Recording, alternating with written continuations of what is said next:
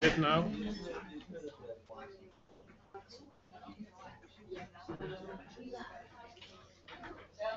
Maybe we can put it.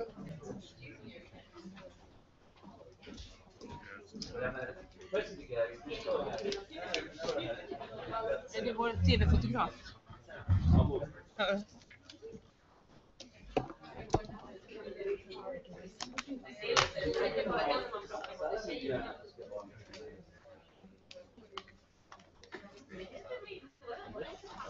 How many speakers were there in the first session? Including me. Yeah.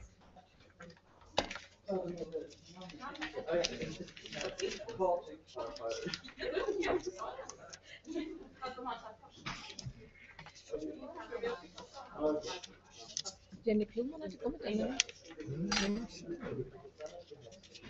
Det är ju lite tråkigt att hon inte har fått behålla sin tjänst. Jaha, det är just det. Nej, Jim Kim har gjort en jättestor organisationsförändring. Var det väldigt nyligen eller? Nej, det tillträdde en ny chef på den enheten i sommar. En amerikansk professor. Okej, det har jag missat. Nej, men det kan ju vara bra att veta. Ja, Jag tycker hon har gjort en väldigt bra rapport här. Ja. Vi har ett bra samarbete. Hon är ju duktig och drivande. Jag var kollega med hennes man på Washington University. Jaha. Okay, so why don't we get started? See that I get this microphone to work. Can you hear me through the microphone? Okay, excellent. So welcome to Development Day 2014 on gender and development, the role of female leadership. So my name is Anders Olofsgård, and I am the Deputy Director here at the Stockholm Institute of Transition Economics, or SITE, which is, for those of you who do not know, an independent research institute located at the Stockholm School of Economics.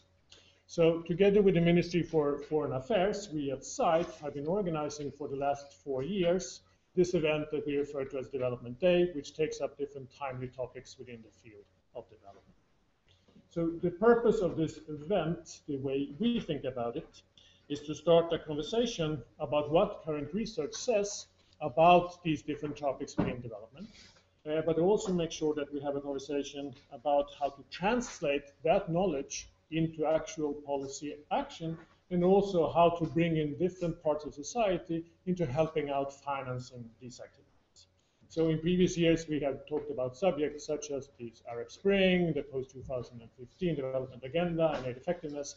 But as I said, then this year we are focusing on gender and development, and with a particular focus then on female agency, empowerment, and leadership. And this is, of course, a rather broad topic that spans women's opportunities and challenges, going all the way from basically the household level, or even perhaps individual level, if we're thinking about internalized social norms and so on, reaching all the level up to corporate boardrooms, as well as to government offices. And the opportunities and challenges that women are facing also, of course, depend on a lot of different factors, among them both formal and informal institutions. So laws and regulations that are governing things such as access to schooling and finance, rights to own and inherit property, as well as quota legislation that are nudging women more into political office and corporate leadership positions are, of course, very essential. But often equally essential are social norms and expectations that are putting both external and internal constraints on women's aspirations and opportunities. And of course, as expected with such a relatively complex question, then, to achieve progress in this area, we need a contribution of different segments of the society. So we need scholars to kind of document the situation, what are the kind of challenges that women are facing. We also need scholars to try to evaluate the impact of these challenges, but also of the different actions taken to try to improve the situation. We also need lawmakers and government agencies to make and also make sure to implement progressive legislation that are reducing these different types of constraints, and also create opportunities for women aspiring for some more kind of leadership positions. Well, maybe someone should just touch that screen over there so we don't lose that information that we needed later on. Okay. So I talked about scholars, I talked about legislators and government agencies, but we also need, members within the corporate world to make sure that women and men are facing a level playing field when it comes to career opportunities and advancements within these firms. And last, but of course not least, we also need civil society to engage people into a discussion, and people here about men and women, of course, into a discussion about norms and values, and to find ways to encourage also women from less fortunate backgrounds to aspire and try to have an influence both politically and financially. Okay? So with that purpose in mind then, what we have done then is that we have tried in these development days to gather representatives from all these different sectors in the society, both scholars, people from government and public agencies, also people from the corporate world and from civil society. And the hope then, of course, is that this will be a day of learning, but also exchange of ideas and experience and so on. We do, of course, also make sure that this becomes an open dialogue with conversation also from the floor. So I do encourage all of you here to be active and ask questions and comments and so on after the formal presentations of the different participants. A couple of practical things. I hope it's up there now, because now it matters. Okay. So as has become the norm there nowadays, you know, I'm trying to keep track of these things even if I'm old, is that we want you to kind of tweet about this event, of course. And then we would like to encourage you to use the hashtag that is up there, DevDayGender, okay? To really encourage you to do this, we have also created a live Twitter feed. I hope I said that correctly.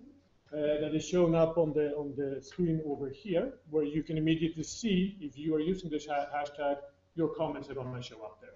And of course, if someone is retweeting what you are tweeting, that's also going to show up there. So we can kind of follow the action that is taken. For me, this is incredibly exciting. I hope it is for you as well. Also, as you may be able to see, we are also live webcasting this. This may be less relevant for you because you're here, so you don't need to worry too much about it. But if you anyway would like to sneak in for a while somewhere else and still have a look at this, you can find links to the webcast at the site homepage, the link being provided up there on the screen. So with that, I hope you do feel welcome and that you're looking forward to what I think is going to be an exciting day. And I want to leave the floor to Martina Björkman-Nyqvist, who is going to be the moderator for this event. So Martina is one of our leading young development economists here in Sweden, an assistant professor here at the Stockholm School of Economics at the Economics. So please, Martina. So, hi everyone, so I'm Martina, and you're going to see me plenty of times during the day since I will be introducing the speakers and the panels. I'm very happy to be here, and we have a very exciting day today, which is going to be consisting of, in the morning, 5 presentations with discussions after each presentation, and we're going to divide these 5 presentations in 2 sets with a coffee break in between. And we're going to have plenty of time for discussions and questions from the audience. So I hope you feel engaged and happy about that. So that we have this kind of discussion-based kind of presentations. And then we're going to have a lunch. And then in the afternoon, we're going to move into a different format where we're going to have panels. And we're going to have 2 different sets of panels. And we're going to have different topics for each of these panels. And these panels are going to be even more on a discussion between the panel members, but also with us, the audience. So we're going to start this day by having Hillevi Engström here, who's the Minister for the International Development Cooperation. And we're very happy that you're here, and we're very happy that you're going to open this day for us. Thank you very much. It's a great pleasure for me to be here today, to this important day, and I also would like to congratulate SITE for the great program and so many really interesting speakers. I am particularly thrilled about the theme of female leadership. And as you perhaps know, the Swedish government right now consists of more female ministers than men at the point, which I'm very happy for, and I have never been working with a chief that is so gender sensitive and interested in those issues. And I've been still working for 30 years, so that means something. Everything can be better, but it's very interesting. I think also that discussing those issues right now is very timely, and In Sweden, I came from very interesting days in Malmö. There have been a Nordic Forum on gender equality for 4 days. Gender equality is very high up on the media. We had a new party that won 1 seat at the European Parliament election quite recently, the feminists. So almost everyone and everywhere, gender equality issues are discussed all over. Gender equality and women's empowerment has never been more prominent than in current Swedish development cooperation. Gender equality and women's role in development is one of the 3 thematic themes for our development policy. With the Swedish government's new aid policy platform, we have taken another step forward. We are now mainstreaming gender equality and women's empowerment in all our different ways we are doing it, the foreign aid. And we also explicitly highlight women and girls as target groups for Swedish aid. It is both wise and it is necessary if we want to reduce poverty and have better results on the ground. There is also an increasing support for a standalone goal on gender equality in the new post-2015 agenda, when we are discussing the new development goals. It is my strong conviction that those goals must place gender equality at its core. This should be achieved through gender-specific targets and indicators, as well as through breaking up results from a gender point of view across all relevant areas. We know that achieving this will be a challenge. The Swedish government, with other like-minded countries and the Nordic countries, to mention some, and UK, Netherlands, are standing behind this standalone goal, and I'm quite positive about that. Women's right to vote and the right to legal and safe abortion now enjoy strong support throughout Sweden, but we know here in Europe there are strong conservative winds blowing in Poland, Malta and Ireland, to mention some. Not many years ago, Swedish women went to Poland to have an abortion. Right now, women in Poland are denied that right. And we heard this weekend that 3,000 doctors in Poland are refusing to prescribe contraceptives. 3,000 at public hospitals. So there's really big concerns. I'm very worried about that. The situation in Sweden has not always been the case, and the fight for women's empowerment has been long and continues to this day. This is a fight worth taking, and even when we found a hard resistance. Let me share with you some facts. As you know, there are numerous of prominent women all over here at the Stockholm School of Economics, of course, in politics, research, businesses, healthcare and foreign policy. But unfortunately, despite the great progress that has been made, this does not mean that women have equal access to high leadership positions or on company boards. Right now, in the worldwide, there are only 22 female prime ministers or presidents elected over the globe, 22 at the moment. And looking into CEOs, women currently hold only 4.8% of the CEO positions at Fortune 500. And in Sweden right now, there's a discussion whether there should be a quota system or not. They have that in Norway, and I think that would be one of the discussions in the election campaign further on. The absence of female leadership is based upon the most persistent form of inequality based on gender. And we know that women generally have far less power, live under worse conditions, has lower incomes, and possesses property and capital to a much lesser extent than men.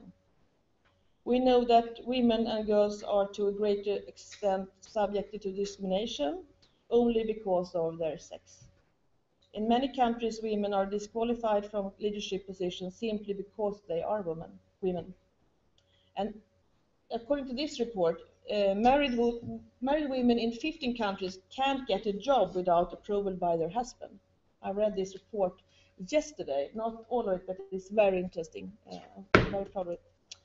But we also know that empowering women have both instrumental and practical value, not only for women themselves, of course, but also for their children and for their families and for the society as a whole. We know that gender equality also is smart economics, contributing to economic growth and to the achievement of other key development outcomes. That was something that I learned visiting the World Bank meeting in September, October. That was my first meeting, and I was a bit concerned why they talked about these economic figures all the time. And then I found out that that was the reason why the World Bank is doing this, because it is smart economics. From me, it's a human rights issue, but it's also smart economics. So I found out that. We know that if as many women and as men were employed, GDP would rise by 5% in the US, by 9% in Japan, and by 34% in Egypt. In Sweden, which is considered a country with high level of female participation on the workforce, numbers indicate a possibility of a 10% increase of GDP if women and men have the same opportunities on the labor market. We know for a fact that investing in women and girls reduces poverty, and women tend to invest more in their own children's health and education if they are empowered. For that reason, I'm very delighted to see that Mrs. Klugman is here from the World Bank to present this important report. Sweden has strongly been supporter and also contributor to this report, Voice and Agency. So I'm very pleased that it is launched. It also fills a gap in our knowledge about how to increase gender equality and women's empowerment. I hope it will have strong impact. The World Bank is the right actor to make the economic cases for the need to increase voice and agency for women and girls. Looking back, the World Development Report 2012 represents a milestone in the history of the World Bank. It provided significant evidence that promoting gender equality enhances productivity and improves development outcomes. It also confirmed that gender equality is a core development objective in its own right.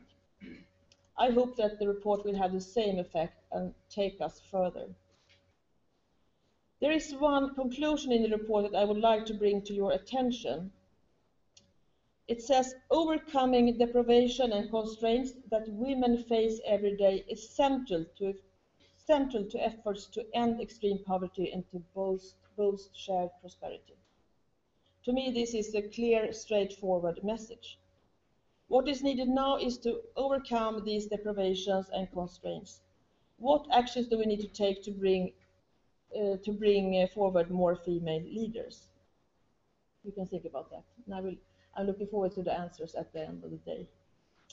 I am positive that this day will be fruitful in providing answers, of course. I will share with you some areas where I believe we need to focus our attention and efforts in order for women to take on leadership roles in society. First, we have to tear down the barriers to opportunity.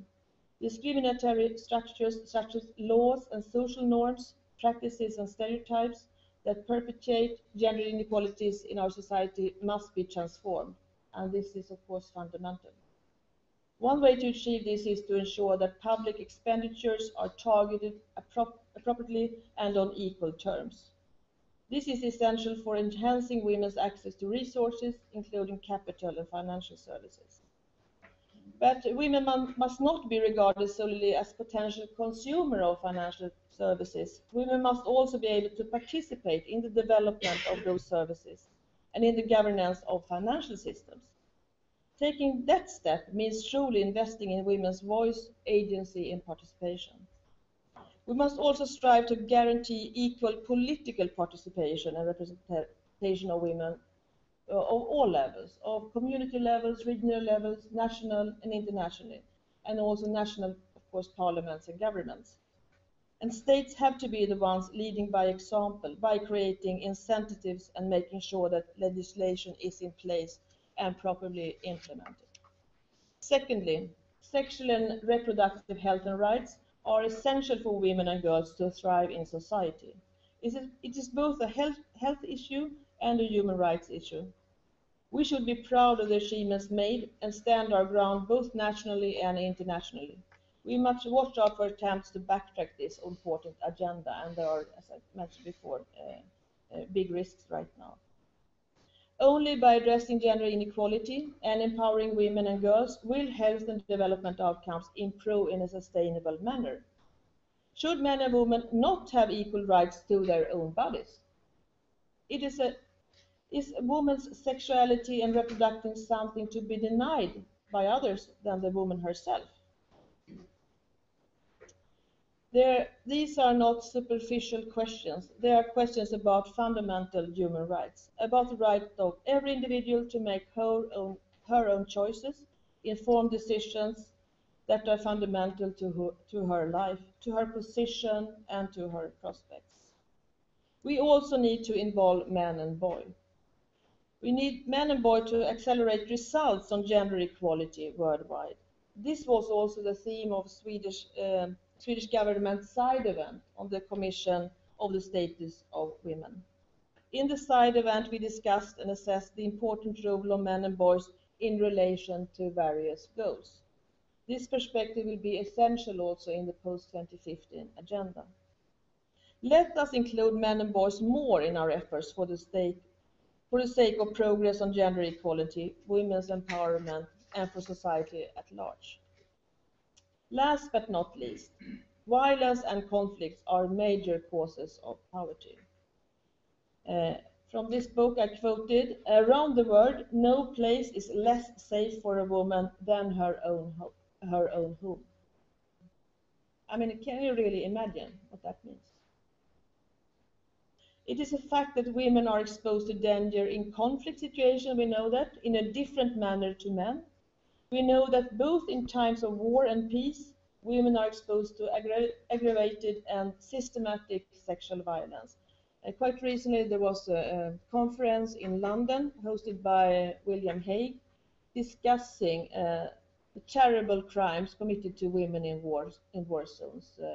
Rape and all those kinds of things is at a very high degree, and we have to do something about it. I visited that conference, and looking and listening to the survivors, I was so emotional and shocked. We heard about it, but when you hear someone talking from her own experiences of being raped 10 or 15 times and abandoned from her society and family, and have those children to raise afterwards. We also know that women's access to health services decreases in conflict, with consequences for maternal mortality, of course. It is often more dangerous being a woman than being a soldier during a conflict. Violence is a universal problem, and violence, without doubt, impacts development. Violence is therefore also a public challenge and not a private issue. It is a global and structural problem which to a high extent stems from an uneven balance of power between men and women. Still, most violence against women and girls takes place within the family. Violence is used to restrict women. And in only less than 40 years' time, rape within marriages has been banned in 73 countries, from the starting point of almost zero. Violence against women and the threat of such violence also clearly prevents women from pursuing political representation and public offices. We know that gender inequalities are not limited to low-income countries or to people living in poverty. Inequality spans across all regions and all countries all over the world, low income as well as high income, stable countries and stable in conflict or post-conflict. I have highlighted a few issues, but gender inequality exists in all spheres of public and private life, from health and education to legal systems, in terms of access to resources and employment. It takes the shape of lack of security and denial of human rights. In addressing gender inequality, we must listen to the diversity of the voices of women and girls worldwide. It is our responsibility to ensure that these voices come forward and are heard. Only then will we have more female leaders. And only then can we look to those strong women who are leading the way. Thank you very much, and I wish you a very interesting day. Thank you.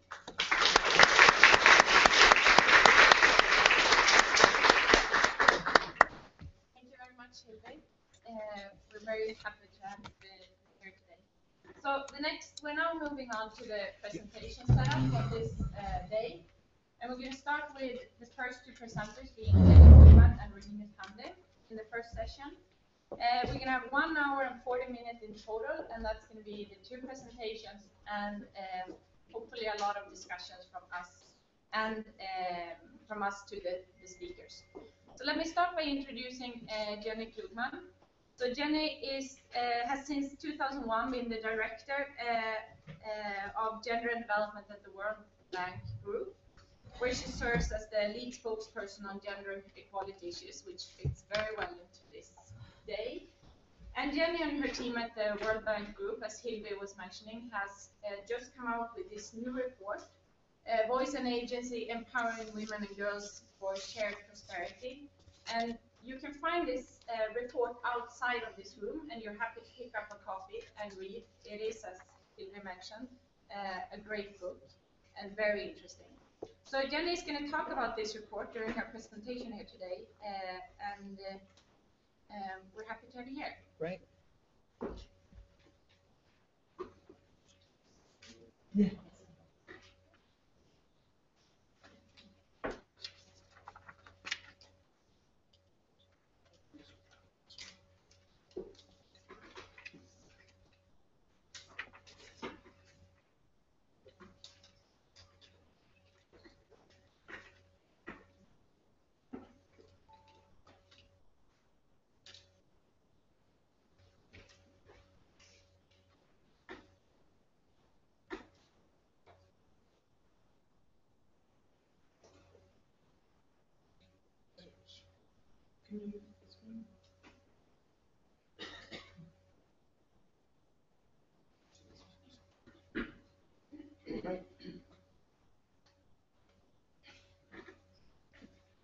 Thank you, Anders, and thanks very much to the Stockholm School of Economics, and thanks very much to the Minister for her, I think, very important introduction and kind words. Just one kind of small correction at the beginning. I've been Director of the Gender Group since 2011, not 2001, so just a couple of years. But I think we are making important progress, and what I'm going to do this morning is talk about the ways in which expanding women's and girls' voice and agency is integral to the global development agenda more broadly, and how the ability of women and girls to speak up about and have control over decisions that matter to them, to their families, to their communities and their nations, benefits everybody. And I'll talk about the ways in which we've managed to investigate these issues using the Voice and Agency report. If you look at the table of contents of the report, you'll see that it's quite broad-ranging.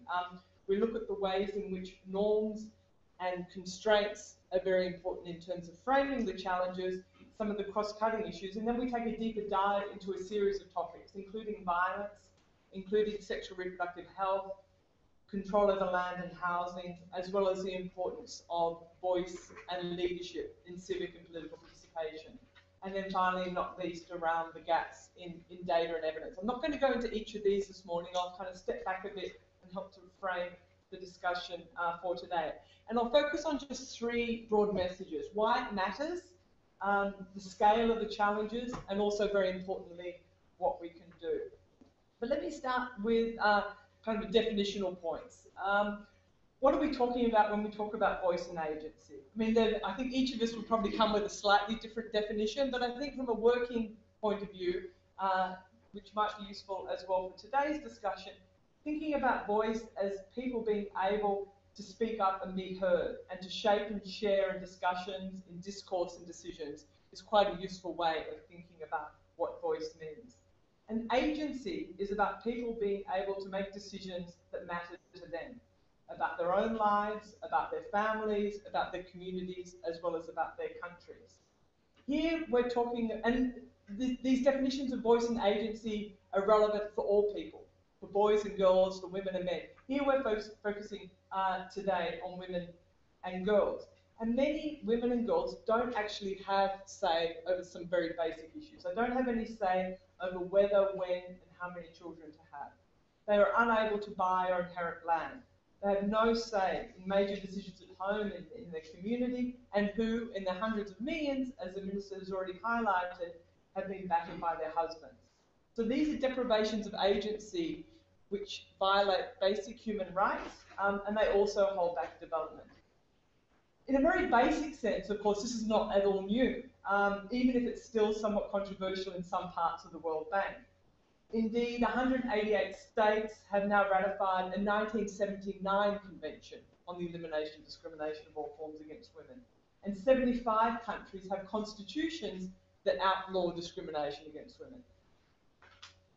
So what are these agency deprivations, and why do they persist? What I'm going to do is highlight some of the most egregious gaps in agency which we talk about in this report. And this visually illustrates the point that the Minister has already raised around gender-based violence. These are rates of intimate partner violence. So this is violence in the hands of a husband, of a boyfriend, a partner, underlining the point that has already been made that no place is no safe for a woman than her own home. So this map shows regional rates of violence inflicted by intimate partners. The regional rates range as high as 43% in South Asia. More than 1 in 3 women globally have been subject to physical and or sexual violence. In the vast majority of cases, as I mentioned, it's in the hand of an intimate partner. The total numbers, as you might imagine, are startling. So they amount to close to the total population of sub-Saharan Africa and almost triple the population of the United States of America. So what these figures do is reflect enormous personal tragedy and suffering. And clearly that needs to be an important part of the motivation for why we care about this. Human dignity is arguably priceless, but it's also important to underline, certainly for the kind of development ministers, for the ministers of finance and cabinets with whom we work around the world, that it also has very high economic costs. So what we tried to do in the report is do some work on estimating the economic costs of violence. We did this in terms of absenteeism, lost productivity, just in terms of basic costs of that nature, not taking into account the costs in terms of emotional suffering nor mental illness and so on. And the costs actually come out very high, around 1.5% to 3% of GDP in the countries where we're able to do estimates.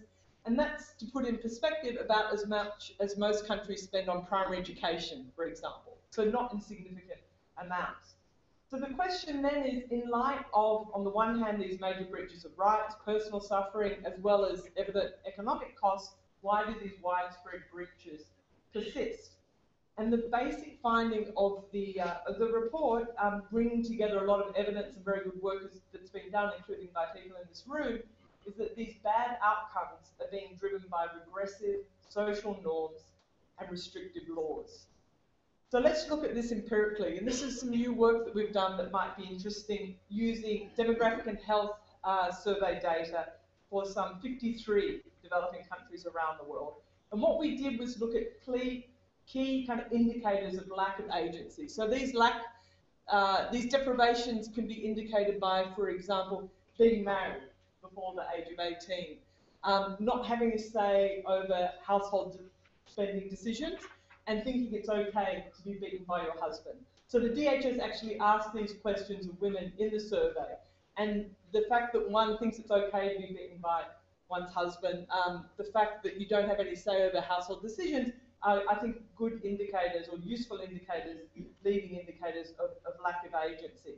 And what we do using this kind of Venn approach is to try and capture this notion of overlapping deprivations. And there's a couple of striking things. Well, first is that some 4 in 5 women in the whole sample around the world suffer at least one of these deprivations. So you can see that only 21% don't face any, almost 80% do face at least one. And globally, on average, more than 1 in 8, that's the 13% in the middle, suffer all 3 of these at the same time.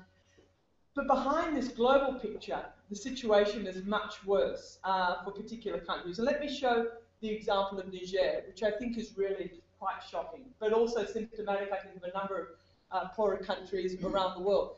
Here, in terms of the share of women who suffer at least one of these deprivations, we get up to 99%. So only 1% of women are not suffering at least one of these, and almost half are suffering all three at the same time. So what are the common factors when we look at the profiles of these women, particularly those who are suffering multiple deprivations concurrently? There is an important common factor, and that's little or no education. As the head of UN Women, Phumzile Mlambo Nguka, said during our launch in Washington, D.C., education isn't a silver bullet, but it's possibly the most important thing we have at the moment, or the closest thing that we have. So what we had showing this picture is, again, the results of the empirical analysis that we did for the report. And this shows that women with primary education are much more likely to suffer not only at least one of these deprivations, but all three deprivations at the same time. And if we look at some related evidence globally, we can see, for example, that women with university degrees, 9 out of 10, are able to feel that they're able to say no to sex, whereas among women with only primary education, the figure is 7 out of 10. So we can see this across different aspects more specifically, but I think the importance of education comes out clearly. But it also, I think, very importantly underlines the importance not only of the education agenda more broadly, but going beyond primary schooling. And this does remain a major challenge in much of the world, particularly in sub-Saharan Africa. There are a number of countries, certainly in the Sahel, where completion rates of secondary, even lower secondary school, are only in the single digits. So Chad, Niger, Central African Republic have between about 6 and 7% of girls who are finishing lower secondary education. So I think the important point here is kind of moving ahead on the secondary agenda. So allow me now just to move to the importance of the legal context, which I think is an important area, again, which came out very strikingly from our study. What this graph shows is the progress that has been made in reforming discriminatory legislation over time. And it turns out that CEDAW has been important. Actually, women's representation in Parliament also seems to be an important leading indicator in progress in terms of reform. And this shows changes in the number of discriminatory laws over the last 50 years. We see significant progress in sub-Saharan Africa, for example. Although in the same period, you'll see that in the Middle East and North Africa, as well as in South Asia, there's been remarkably little progress in terms of repealing discriminatory legislation on the books. On the one hand, it shows, I think, cause for optimism, but on the other hand, I think underlining what also needs to be done. It's interesting as well to look at changes in the coverage of domestic violence legislation. These are the countries where domestic violence is prohibited by law. Only about 30 years ago, there was only one country in the world where there was specific legislation on this front.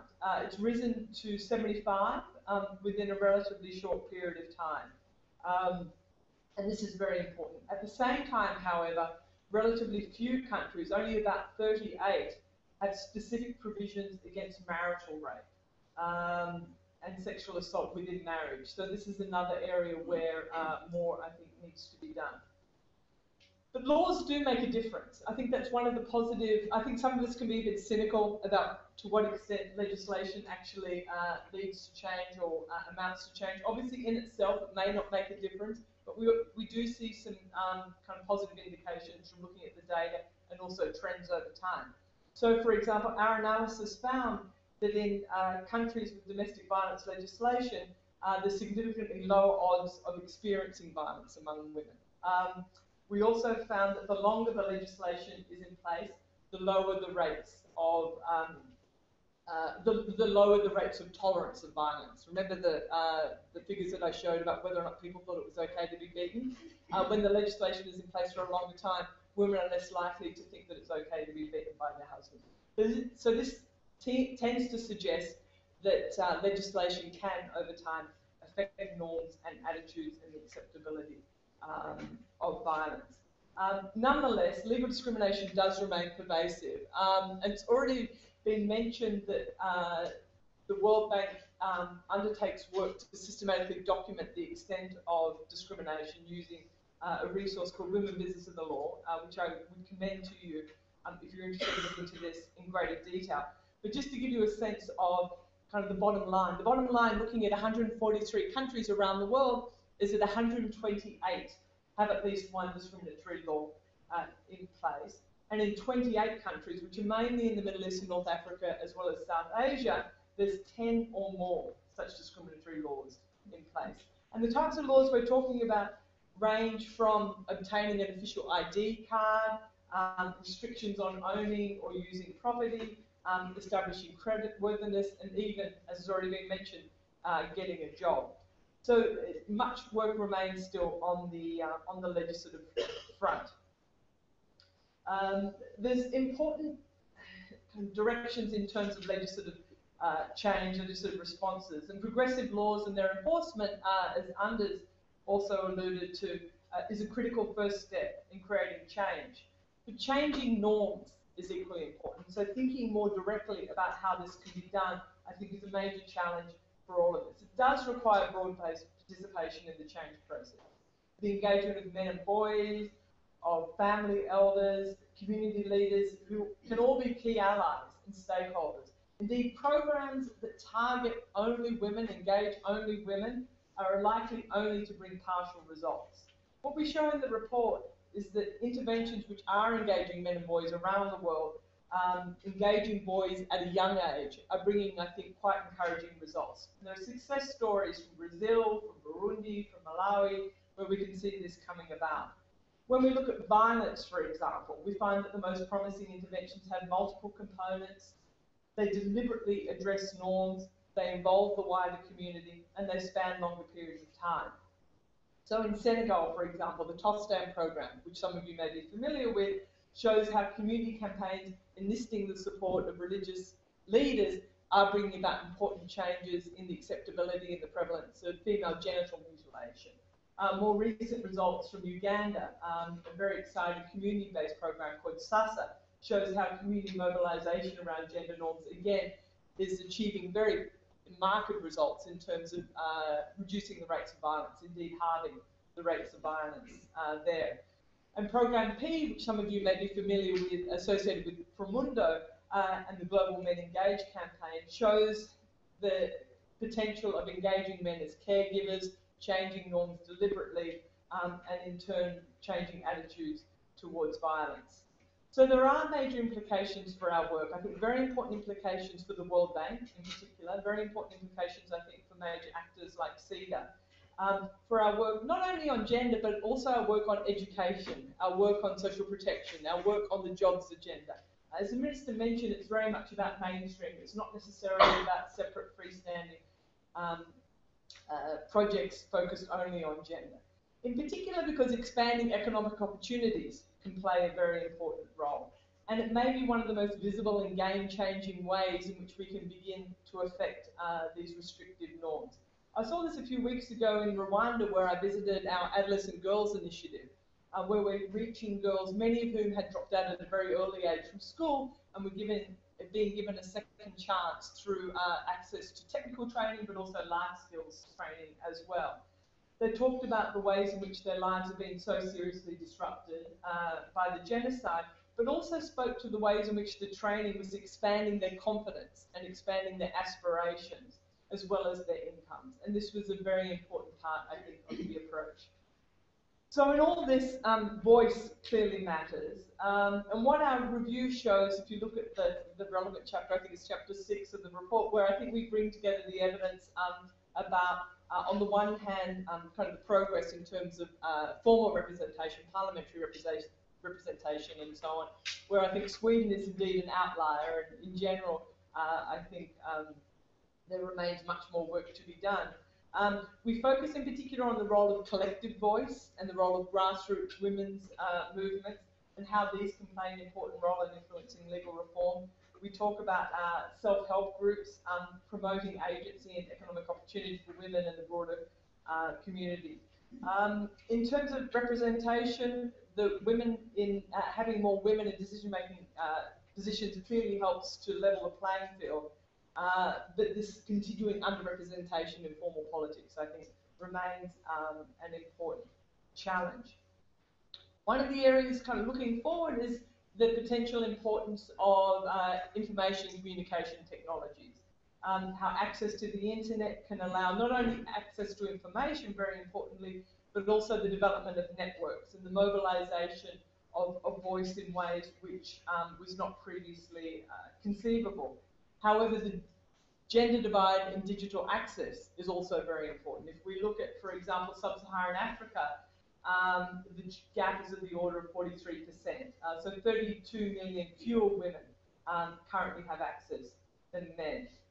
But there are, I think, quite exciting ways in which internet access is allowing mobilization through petitions, to allow kind of momentum around global causes,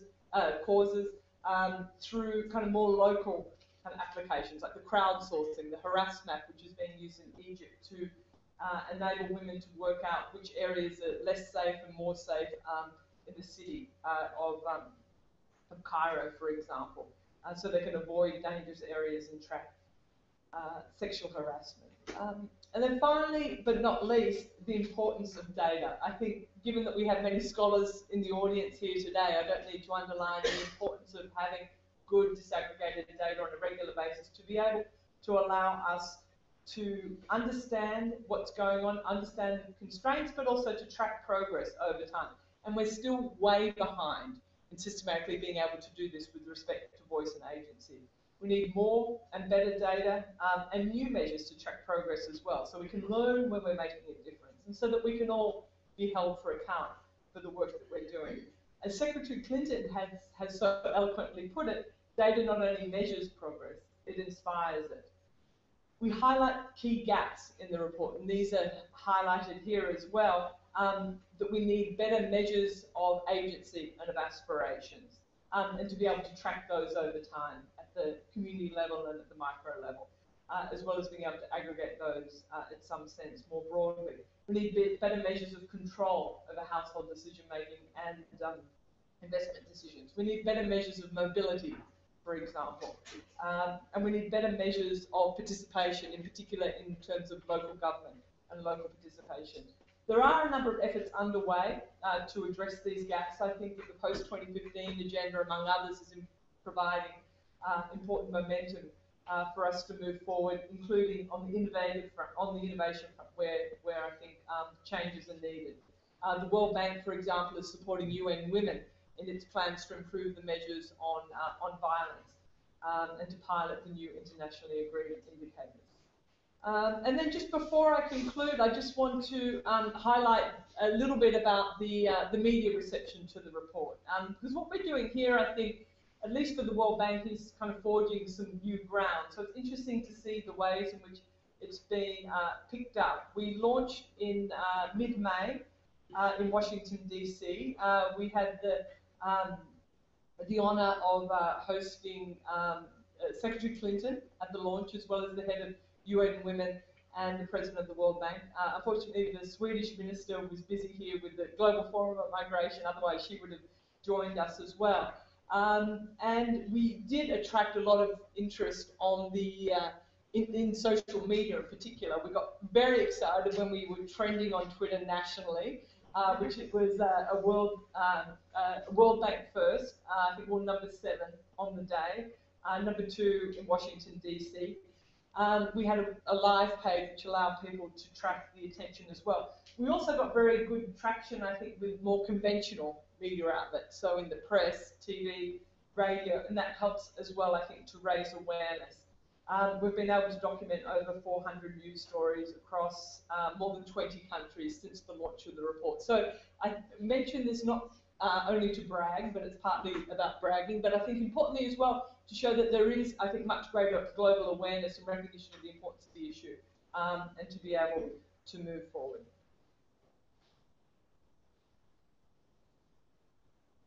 So let me just wrap up here. The main point, I think, of this report is to show that voice matters, that agency matters, and that women and girls can make meaningful choices, and that when they can, where their voices can be heard, everyone gains. And ensuring that they can do so is the right thing to do. Thank you.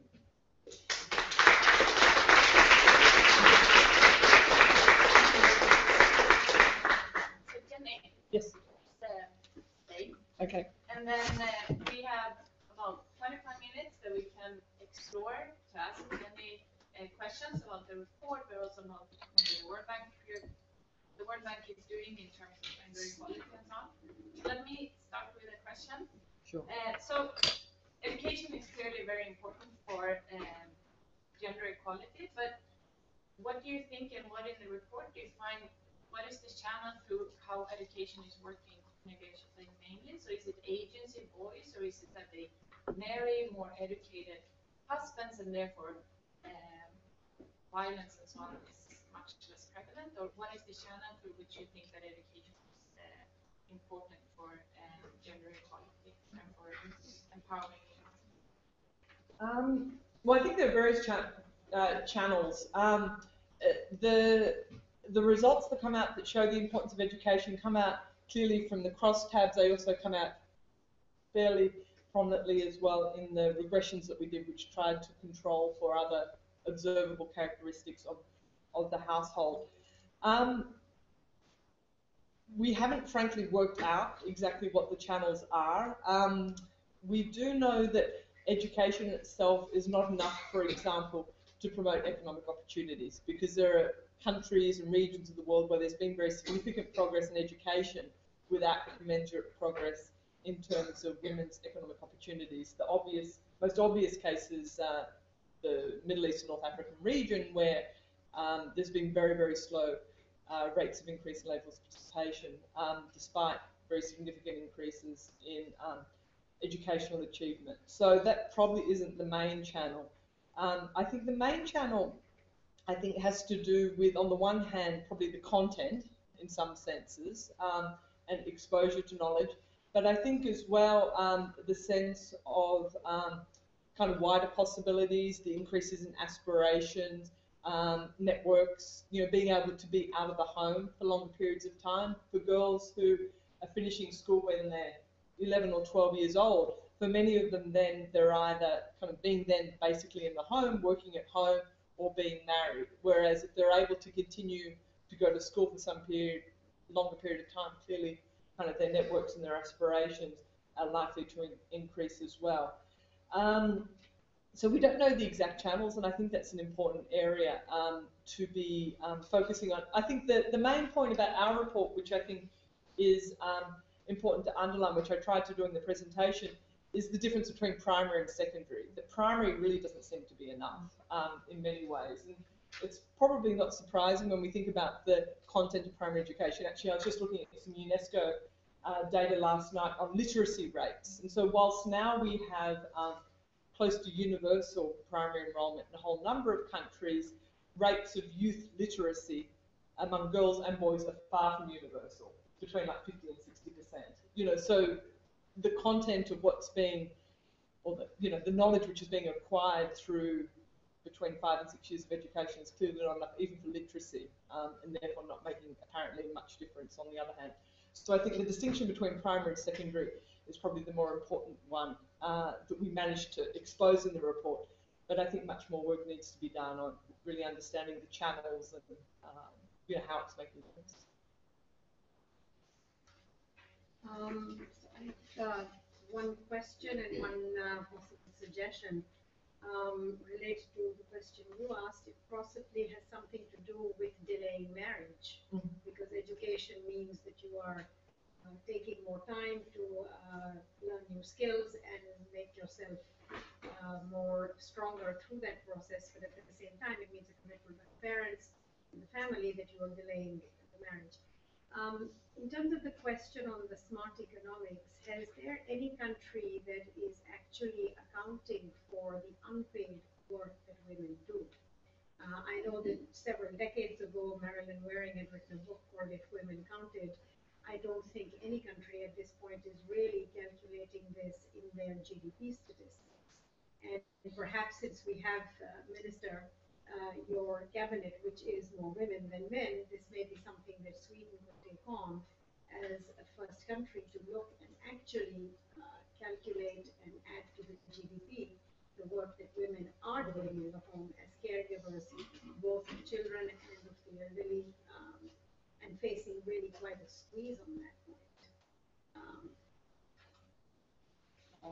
No, I think they're both points which are very well taken. The rates of child marriage are highest in sub-Saharan Africa and in South Asia. So, as you probably know, in Bangladesh, still something like 75%. In a number of sub-Saharan African countries, we saw Niger, I think it's something like in the high 70s there as well. So clearly they're important kind of linkages there to education. Actually, there is good evidence, I think, about the role of conditional cash transfer programs, keeping girls in school in order to delay marriage, population council and other interventions in Ethiopia and elsewhere where we can see that education is playing an important role or can play an important role in terms of delaying marriage, and it's possible to incentivize families to do that. On the unpaid work, I mean, clearly this is an important area. We didn't get as much into it in this report. The World Development Report has a bit more because that was looking more specifically at economic opportunities and the economic angles. One of the constraints that we still have is the paucity of data, as you probably know, on time use. So a lot of that tends to still be a bit old. I know that in Australia, for example, my home country, which can, I think, well afford to do time use surveys, it was proposed to be dropped kind of from the regular census or the survey where this data was being collected, so which would mean that there was something like a 12 or 15-year gap between kind of dates when this data was available. So I think it's a continuing struggle to ensure that this information is available, and I'm not sure that we've made an enormous amount of progress, but others here may have a better sense as well. Thank you. Valentina Hadam from Duke University. I look forward to reading the book. It looks like a very fine synthesis of studies that have been done over the past 30 years, and we need that sort of thing for classrooms, etc. I want to pose a question about violence against women, but let me just go back very quickly about the question of education, because while it is true that there are fewer employment opportunities for women in the Middle East, especially college-educated women, the voice part of it and the agency part of it is linked to the fact that they are the ones most likely to form and join women's movements and therefore make claims on either their family members, community leaders, or national leaders. And that's a very, very important outcome, I think, of education in the Middle East. But the question of violence, we know that, of course, violence, domestic violence, is an ancient story that has to do with patriarchy and male entitlement. But it's also tied to, what Galtung and others have called structural violence. And this is quite apart from conflict and war. So both conflict and war, but also the kind of structural violence tied to certain types of economic policies, for example, which then stall or set back development, have direct effects on the status of women and can also set back any advancements that they have made over, for example, prior decades. And we've seen that in countries like Iraq, for example, briefly in Afghanistan, and other places too, where both conflict and war, or, for example, in the 1980s, the economic policies that led to cuts in social spending and so on and so forth, parents taking their children out of school, absence of healthcare and so on, high cost of healthcare and education, really stalled or set back women's advancement. So I wonder if you can talk a little bit about structural violence. I think we know more about conflict and war and those effects. But is the World Bank doing anything with respect to trying to ensure that these kinds of policies are not enacted that really stall and set back both development and women's advancement? Thanks. Well, I think we focus very much on structural inequalities as a cause of violence. And I think that what we see is that whilst violence may very much worsen during periods of conflict, and I think the highest ever rates of violence that were actually recorded in the Democratic Republic of Congo, something around 75%, a lot of that persists after war, continues. So I think the sexual violence in war is very important. It's great that it's much more prominent on the international agenda, but I think focusing very much on these underlying structural drivers is very important as well. I think a lot of it has to do with the underlying norms around condoning violence and condoning control by males over important decisions, and where women burn the food or go out without permission and do really quite trivial things which are seen as providing actual justification for violence. I think that is kind of really the nub of the challenge that we're talking about. I think that access to services is also very important, but I don't see that as being, how can I say, kind of the most critical factor at the moment. If you look at the map, you look at,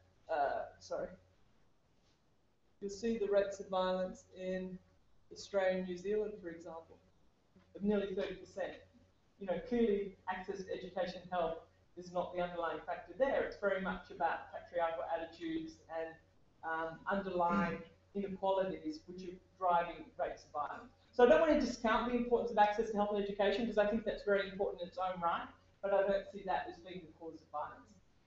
Turning to, however, education and health as important and priorities for development in themselves. The bank, I think it's important to realise that the bank has moved on very much from structural adjustment of the 1980s. I wrote my thesis, master's thesis when I was at Oxford on adjustment with a human face, question mark. You know, and clearly there was no adjustment with a human face in the late 1980s. But I think since then, there was very much a realisation that the introduction of user fees, that the cutbacks in social spending were having enormous adverse effects on people generally, on communities, as well as on women and girls.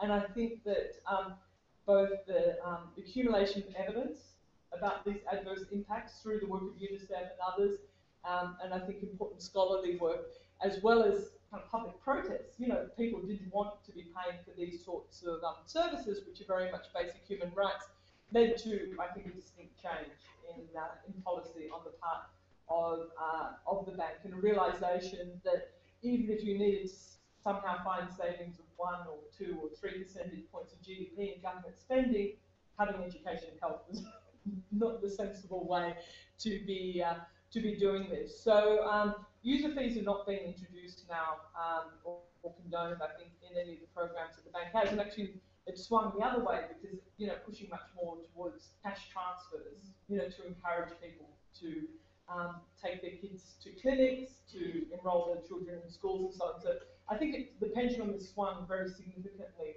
on that. You might argue that it's still focused too much on basic levels of service. So, for example, the focus on education is being much more on primary, and just realising now, I think, the importance of quality and the importance of secondary.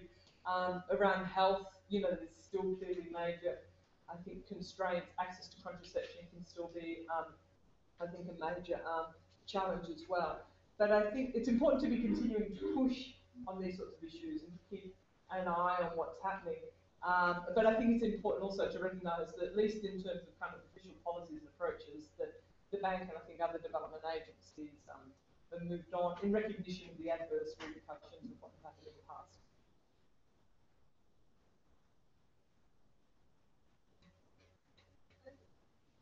Why you're talking about the importance of laws, I mean, about a similar discussion, I guess, 10, 15 years ago in sort of the corruption government space. I think there was, you know, a lot of emphasis on getting especially poor countries to pass anti-corruption laws. And I think the kind of example that everyone uses in the past few years of a country with the most anti-corruption laws is probably Uganda, which is also one of the worst on anti-performance. So I was wondering, as you go ahead, has it come much about trying to keep track of sort of the difference between, say, de jure and de facto passage of these laws? Because it seems like it's not unlikely that there will be a great push towards many countries passing laws on different aspects of female empowerment, with possibly not much effect on the ground. No, sure. No, I think it's very important to make, and I think the kind of classic reminder is Bangladesh, where child marriage has been illegal actually since before the country existed, since 1929. Child marriage has been illegal in Bangladesh. It still has the highest rate in the world, isn't it, like 76%. So legislation may well not make any difference if it doesn't, on the one hand, come with kind of true measures which are serious about enforcement. In the case of child marriage, that includes having systems to support it. So, for example, birth registration. If people actually don't know how old the children are, it's difficult to enforce, as well as changes in norms as well. So I think it's a very important point to make. But what we do argue, and which I think is a reasonable point to make, is that it's an important kind of leading indicator. So, for example, if raping your wife is not illegal, it's very difficult then to think about changing norms around marital rape and around violence in the home. So I think having strong statements by the state, by the government, about the unacceptability, in particular, of certain types of violence, certain types of behaviours, is very important. So I think it's a necessary condition, but it's clearly not a sufficient condition. And what we need to be looking at as well is kind of a constellation of factors which can enable kind of changes over time.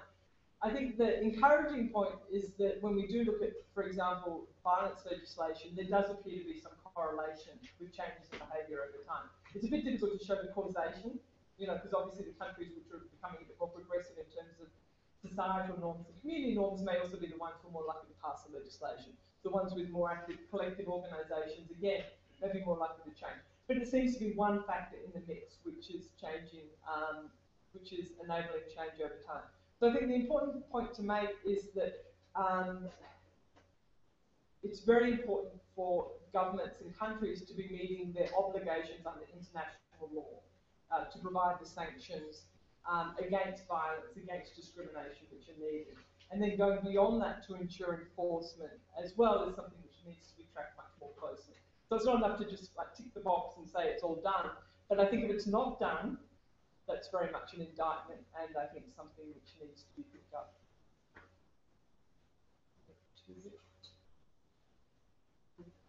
Hey, Fernando and Mario. Hey, Jenny. I thought that was a very really useful thing to have, this application, and I'm sure we're all happy to have it. I just want to push a little bit more on the same two issues of correlations versus causation. Not to make the point that we all know that correlations are not causation, but to make the point of how we want to prioritize things. So we have to put, whether we're an international agency or reporters or just women on the ground, we want to put effort into things. Where should the effort be going? And of course, it's going to depend on the local context. But would the government can put laws on its books, but another thing the government can do quite easily, and its core, is to have media campaign where they talk about the issues of rape or the issues of domestic violence or issues of being able to walk outside your home, being unaccompanied, whatever your favorite issues are.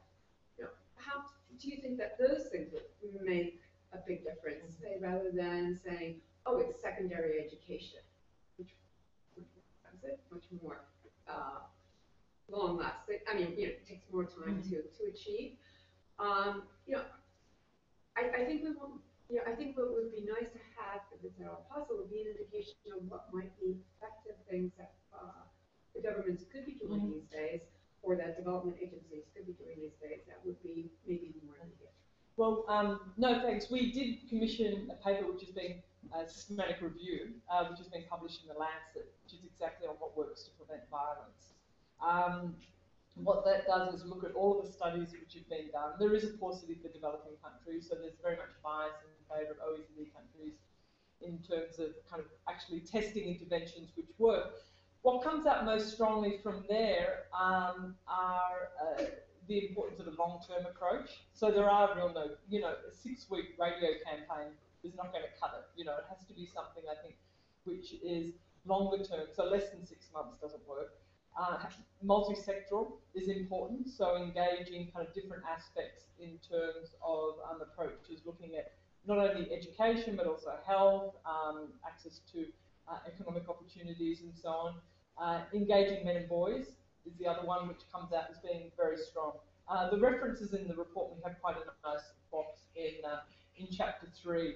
So I think that what comes out from there is, I think, a reminder that it is kind of a long-term agenda, that it does require investments. We looked at both prevention as well as treatment, so they're kind of slightly different things. Our emphasis is more on the prevention side, although clearly treatment of survivors is very important. The problem, just to mention, on the treatment side, is that so very few of women actually report violence, that any kind of treatment is really quite limited in scope. So typically you're only reaching kind of fewer than 20% of the women who are actually suffering violence are actually being kind of seeking any kind of help whatsoever, and it's much lower in some places. But I think that we do have good evidence now, or good emerging evidence about kind of what works on the prevention side, and it's this in the background paper I mentioned.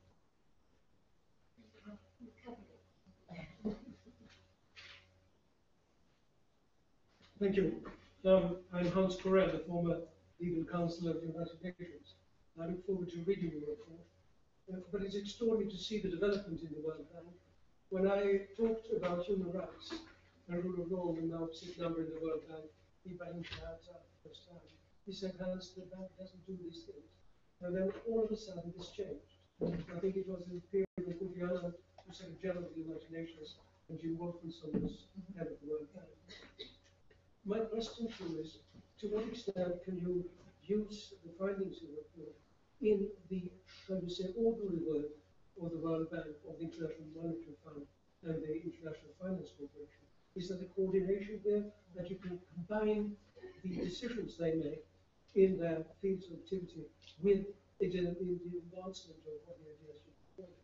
Because, I mean, frankly speaking, in many countries, it's almost a cave dweller mentality that is reflected in how women are treated. And it belongs also to the area, as the Minister said, to human rights and the rule of law, so it has to be combined.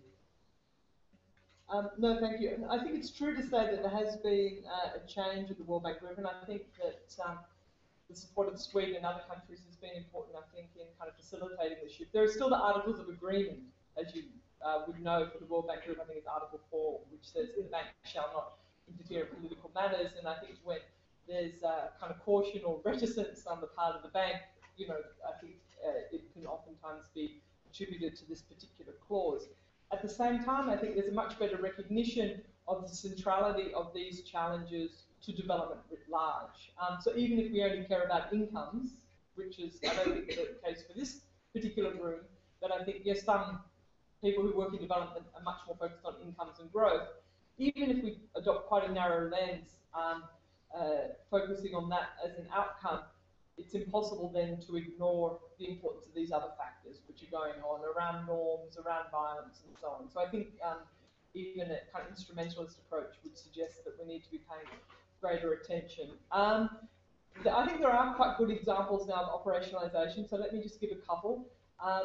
On the legal reform side, we're working with a number of countries now in reform of land legislation, in reform of family law, in reform of kind of personal law. In Cote d'Ivoire, in Democratic Republic of Congo, they're among the countries which have the largest number of kind of legal restrictions, and we're working very closely with the authorities to reform as needed in those areas. On violence, I think there's really interesting, important work going on. So that includes not only kind of specific programs targeting violence. So, for example, again, in the Democratic Republic of Congo, we've just finished negotiations of a $75 million project with the authorities working on violence, multi-sectoral approach to violence together with the UN there. We're also working in middle-income countries. So we're working in Brazil, Colombia, as well as in Honduras. I'm not entirely sure whether Honduras is probably low-income rather than middle-income, on addressing violence as part of larger programs. So in Brazil and Colombia, it's part of larger budget support operations, what we used to call adjustment operations, to support operationalisation or implementation of laws which are on the book. So in Brazil, they passed the Maria da Penha law, I think more than 10 years ago, but it actually wasn't being implemented. And so what the bank has done is to provide support on the condition that there be a much more serious effort in terms of implementation of that law. In Honduras, it's quite a nice program because it's in the context of an urban infrastructure program and integrating the aspects there related to prevention of violence. One of the complementary follow-up activities related to this report is a multi-sectoral toolkit on violence that we're actually doing jointly with the Inter-American Development Bank. And it has different sectors: transport, health, education, And so if you're doing a transport project, what sorts of things could you be thinking about to take into account the risk of violence? If you're doing a health project, if you look at our portfolio, I think it's quite remarkable that among all of the education projects that we had, we didn't have any that were thinking explicitly about violence. So we're trying to kind of push the needle, I think, in that way. And then I guess we're tracking more of this now as well under the corporate scorecard and under IDA. So IDA 17 includes indicators related to discriminatory legislation. So it's making its way. I'm not going to say or pretend that it's entirely mainstream, but I think it's certainly kind of moving, I think, in the right direction. I hope Christina Hibisheimer is still at it. Yes, she is. Yes, very much so. Okay, so we thank Jenny Lugman very much for her presentation and very exciting questions from the floor. Let's continue this throughout the whole day. Thank you, Jenny.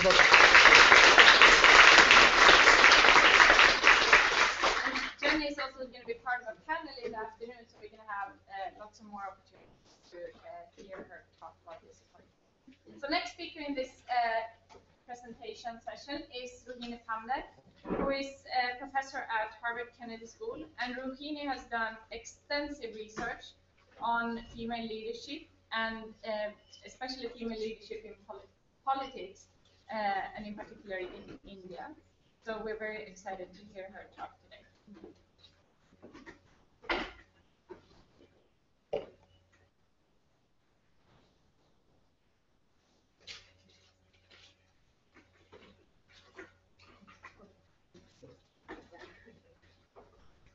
Thanks, Martina, for the introduction, and thank you very much for inviting me. It's a real pleasure to be here.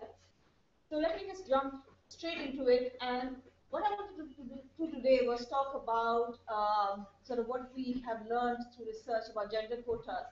I'm going to spend more of my time talking about political gender quotas, but I do want to spend a bit of time at the end talking about sort of a growing body of evidence that we're seeing on corporate board quotas, largely drawing on the case of Norway. Since I think that's an issue that's very much in the middle of policy discussion, especially in Scandinavia. So just to remind us that if we look at female labor force participation, there's very significant variation across the world, and in many parts of the world we have seen quite dramatic rises over the last half to 1 century. So I just want to point out two cases. So if you look at the US, where roughly it's around 60–65% depending on the definition you use, and then you compare it to South Asia, which Jenny pointed out on many other dimensions also looks pretty bad for women. In South Asia, it varies from something like just over 30% in India to more like 20% if you look at Afghanistan. But what's striking across both these settings is that if you look at the transition of women across their career path, that unfortunately still looks strikingly similar. So the Catalyst, which is a large activist body for women in the private sector in the US, tends to produce what it calls these pyramid graphs, which are based on the best available data, which is usually not typically comparable across countries. But this just shows you, I think this is like 2014 data for the US, and I think it's 2009 for India. But essentially what you see is that when you look at the labor force, as I said, the levels vary quite significantly. But once you start looking at the transitions up to positions of leadership, you see a very fast whittling out such that at the top positions, which the minister also talked about, you see numbers like 4%, 5%, and that's largely invariant across countries. So you'll see these numbers if you're looking in the US, but you'll also see very similar numbers if you look at, say, the Arab states, which we had female labor force participation at around 19 to 20% of the base. So what I want to talk about today is gender quotas, which I really try to ask whether you can try to, in some sense, broaden this pyramid, make it a little bit more of a square by putting in place quotas right at the top. And the place that we've seen, I think, substantial movement over the last 2 decades is in politics. So if you look at just the numbers in female parliamentarians, and you compare 1995, which is when the Beijing Declaration of the UN Women made a strong statement in favor of gender quotas, you essentially see close to a doubling. And I think what's reassuring about seeing this graph is that this doubling has occurred essentially, I think I'd say across the globe. So if you look at the Arab states, Then, if anything, it's increased from 4% to 12%. The Nordic countries started with a higher level. They were one of the first groups to move towards trying to actively increase female participation in parliaments. But you see this increase essentially across the board. And when you look at where this increase is coming from, I think it appears reasonably likely that quite a lot of this is attributable to quotas. So just to give you a brief history of gender quotas in politics, Norway in 75, it was a party-level voluntary quota, but the socialist left introduced 40% minimum target for representation, and other Nordic countries tended to follow the similar principle of voluntary quotas. And as I'll talk towards the end, it seems to be now we're seeing exactly the same phenomenon in the case of corporate board quotas starting. In 1986, we saw the first example of such a quota in an African country. In 1991, we saw this spread to Latin America, and as we see today, Latin America is the one continent where you essentially see quotas everywhere.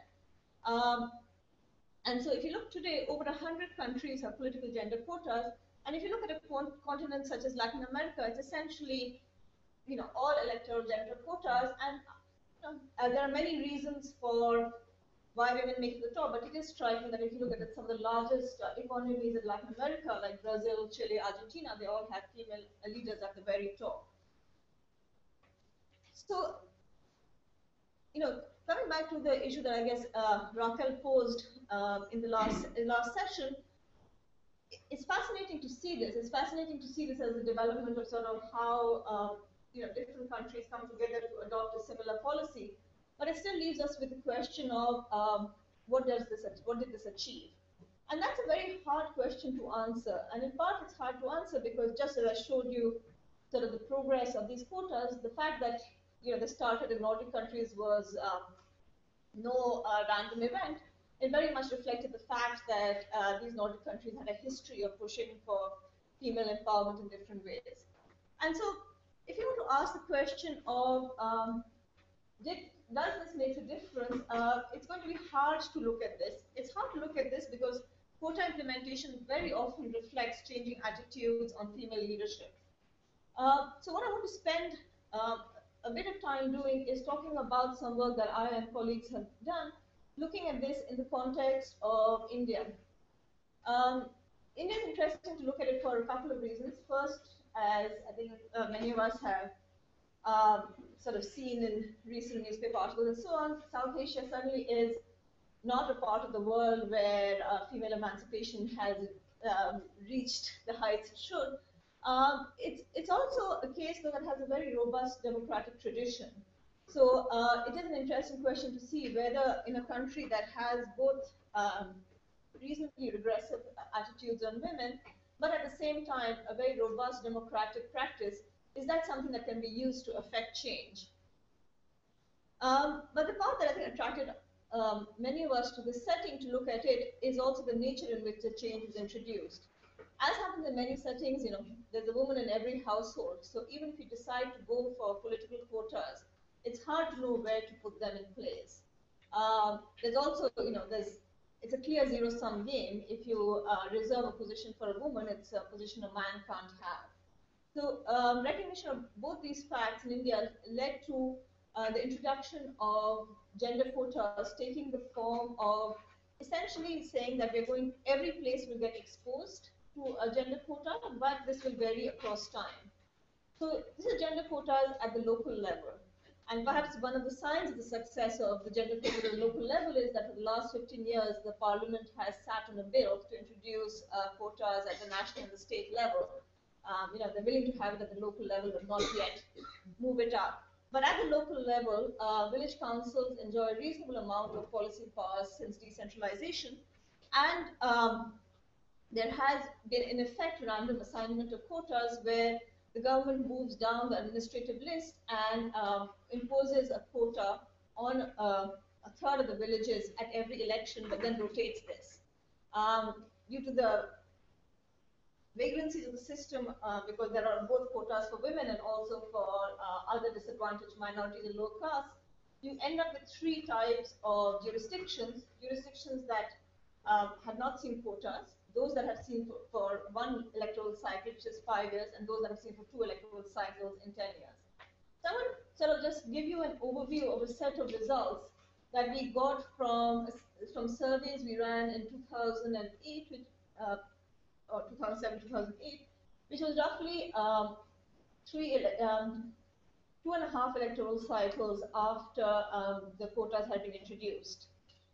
And as I said, sort of, I've done this work with a set of co-authors who were. So just to summarize how the features work, a third of village councils must have a woman as a head. That's mandated by law since 1993. It was implemented in the state that I look at from 1998 onwards. The selection of councils to be reserved in most of these states is random and is rotated across elections. So the results I'll show you, and I'll show you a series of bar charts just telling you the basic results we find.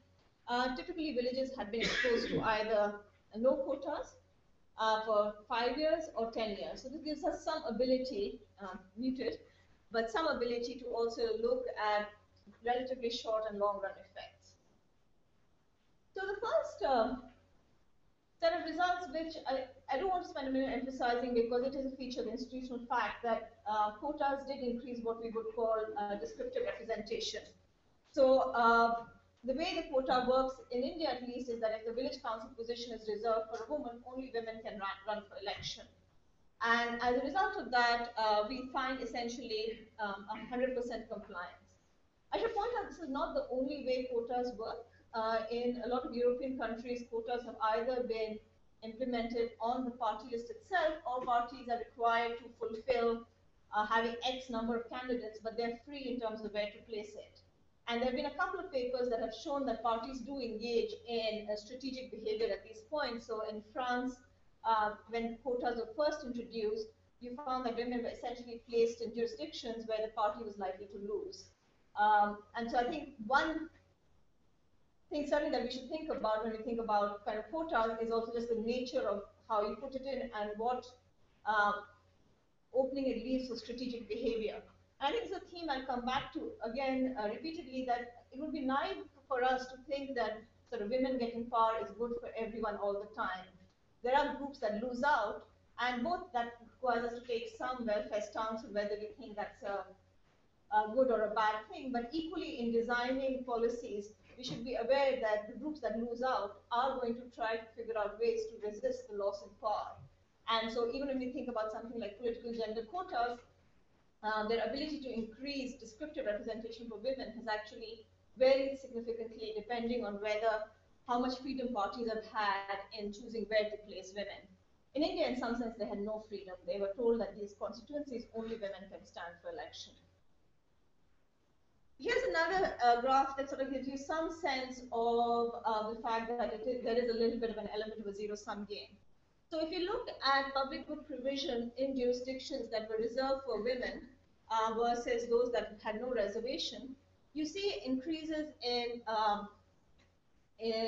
public good investments in water. And my co-author Esther had done some work earlier sort of making this point across a number of settings. And what you also see is a decline alongside in adult education centers. And this is consistent with the fact that at least among adult men and women, there are potentially differential returns to investing in education from a labor market perspective. Women who have less access to these education centers are more likely to want to push funding towards possibly drinking water, which they have to spend time raising. And this you can see actually when you look at what are the issues brought by men and women constituents, so this is not elected leaders, to the village council. So you can see issues raised in village council meetings. Women raise issues of water and roads more often, but much less often raise issues of education. So I mean, coming back to what Jenny was talking about, if you actually believe that education is something that's very important for women, you might be slightly worried by this result. You might say, well, we have women, they're investing in exactly what's important for them today, but it's something else that we think is important they have not invested. And I think that's sort of fine. I mean, I do think that this is a level of nuance that's important in this debate, is to recognize that we are talking about people who will have preferences that are not going to always align equally with what we as a social planner want them to have. Having said that, I think the results that have made me the most optimistic on political gender quotas are less so about investments today, but more about how it changes attitudes. So one thing we did was we've done large surveys, and if you ask people just, again, explicit questions like, the role of women, or as Jenny said, do you agree that women should be beaten by their husbands, we actually see no change. And I'm actually going to argue that explicit attitudes or stated social norms often change much more slowly than people's behavior. People just get used to doing things and making do with what there is. If there's a woman who's the leader and you have to deal with it, you deal with it. But then if I ask you, do you want a woman leader, you always say no.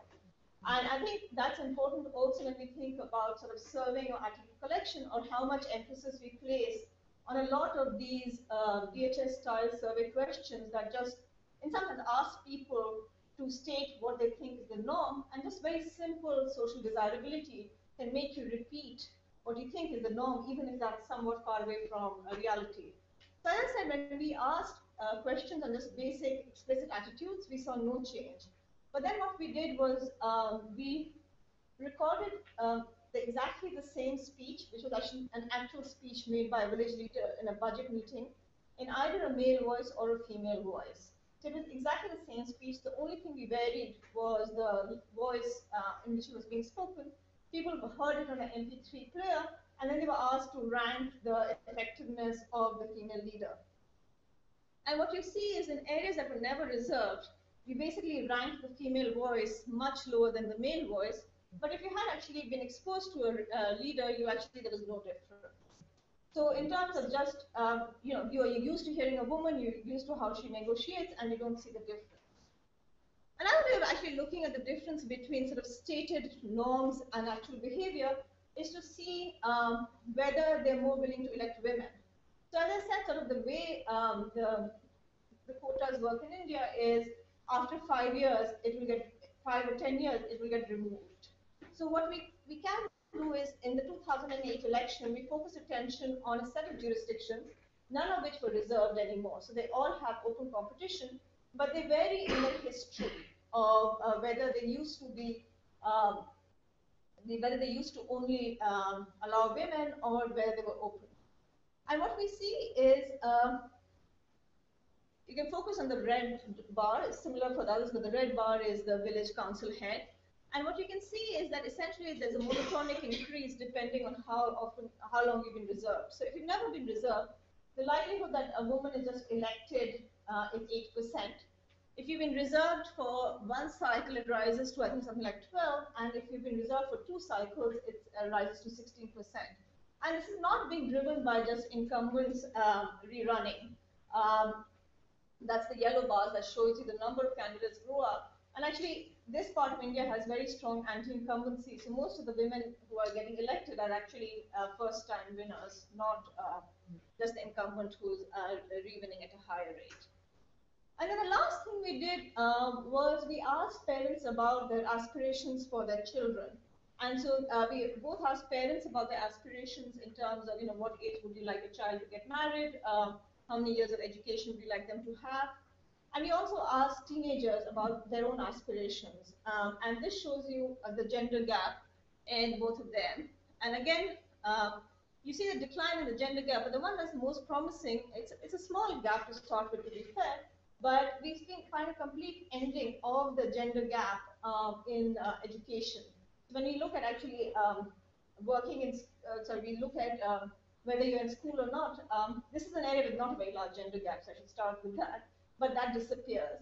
And we also found that in time use data, so I just emphasized the point made earlier that it is very valuable to collect time use data, we find that women are doing less, teenage girls are doing less domestic chores, which is presumably where they're coming from education. So as I said, if you look at least what we did for political gender quotas, you find increases in descriptive representation, some evidence that there is changes in how public good resources are allocated that may or may not be what a social planner wants. But then you do find evidence of a reasonably strong role model effect, both in terms of changing beliefs of adult villagers in terms of who they vote, but also what they do towards their children, which arguably is a first order effect that may even dominate any negative short-term effects of public good provision. So this sort of brings, I think, to, I'm running out of time, so I'll just take a short amount of time on this, is where I think sort of policy debate today is trying to think about, should quotas be expanded to the private sector?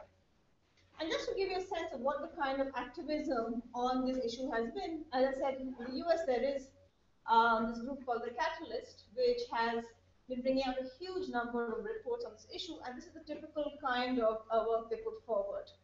So they study Fortune 500 companies, and these graphs you can find anywhere. First, return on equity, they show that if companies with the highest percentage of women board directors outperform those with the least by 53%, return on sales, similar numbers, invested capital, similar numbers. And so this has become a very strong, I'd say, lobbying group in the US, where they really argue that when women serve in corporate boards, financial measures tend to excel.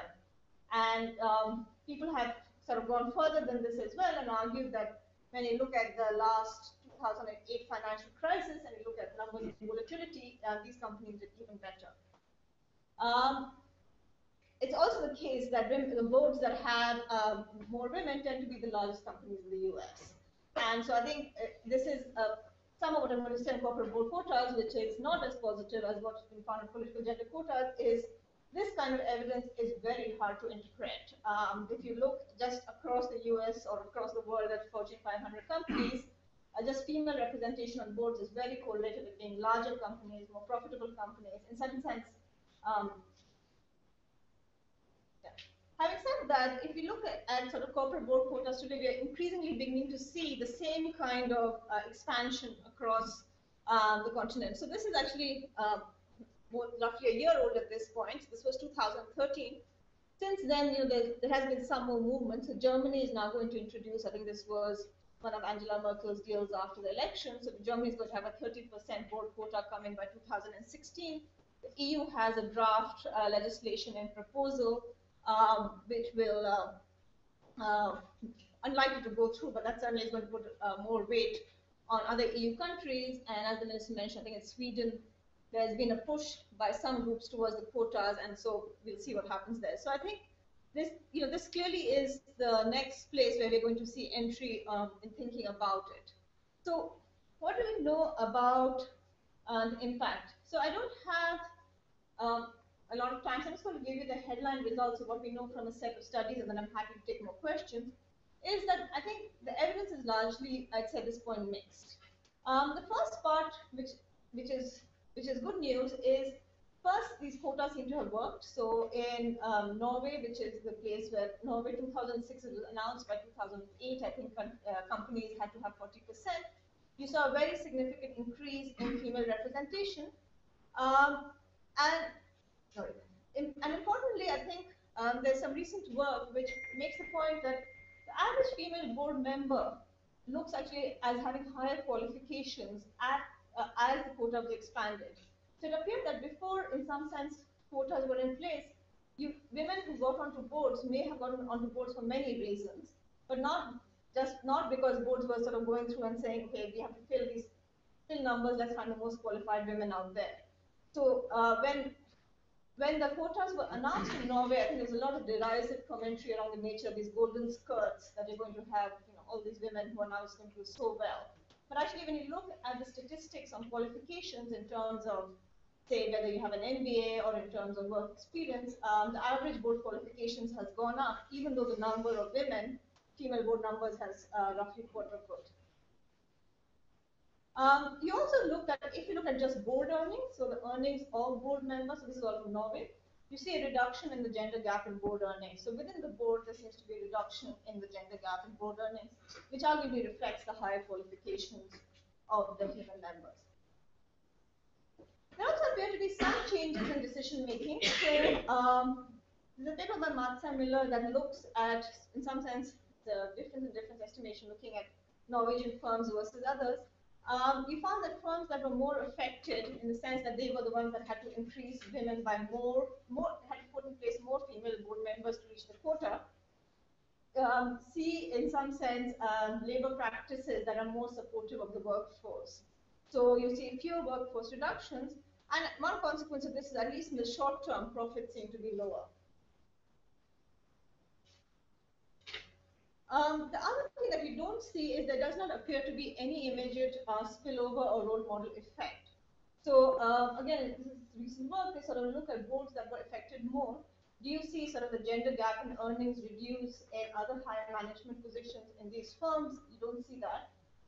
They then also conducted surveys in the business schools in Norway to see men and women had reasonably good awareness of the quotas in place, but when they were asked questions about their plans for their work profile, there didn't seem to be any change in the gender gap across cohorts in terms of sort of their work-life choices and choices they wanted to make. There's also no evidence, just in aggregate data across Norway, of any kind of convergence in earning trajectories across men and women of different profiles. But as I said, this should all be taken with thinking about this is roughly talking about 5 years since the quotas have been put in place. Let me just sort of conclude on what I think we have learned. I think gender quotas in general are a good mechanism if what you want to achieve is increases in descriptive representation. And I think from across the settings, what we see is it does not lower the quality of representatives on observables. So if I look at in terms of their qualifications, what they do, there seems to be this pool of sort of untapped females who are willing to do this job. And this is consistent with a lot of surveys that find that women do not say, I don't want leadership jobs, or I don't want to take on high-level positions. There is evidence of short-term strategic behavior. So this sort of tells you, I think, a little bit that there is someone is losing out. So in the Norwegian case, I think two things that was there that I thought was striking was you saw an increase in the number of Norwegian companies that would list on the London stock market rather than the Norwegian stock market, since that's one way of making sure you're not affected by this quota. And I said, as in political parties, we've seen similar evidence in Europe. So I think you need to be aware of that as you go into this, to recognize the fact that there are people who lose out.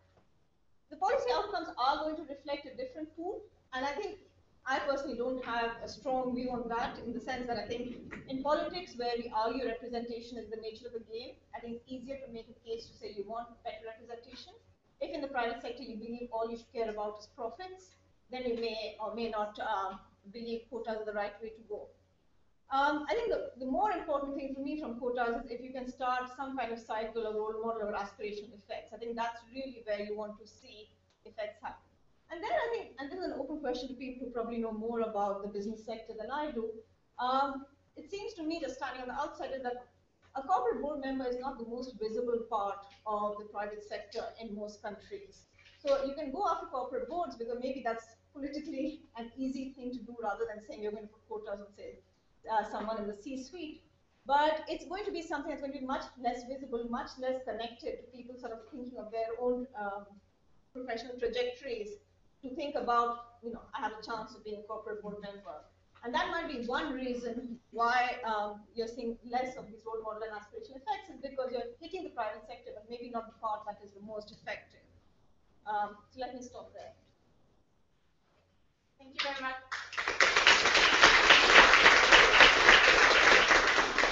Thank you very much, Lina. We have like 20 minutes just for questions. If someone wants to get started. Yes.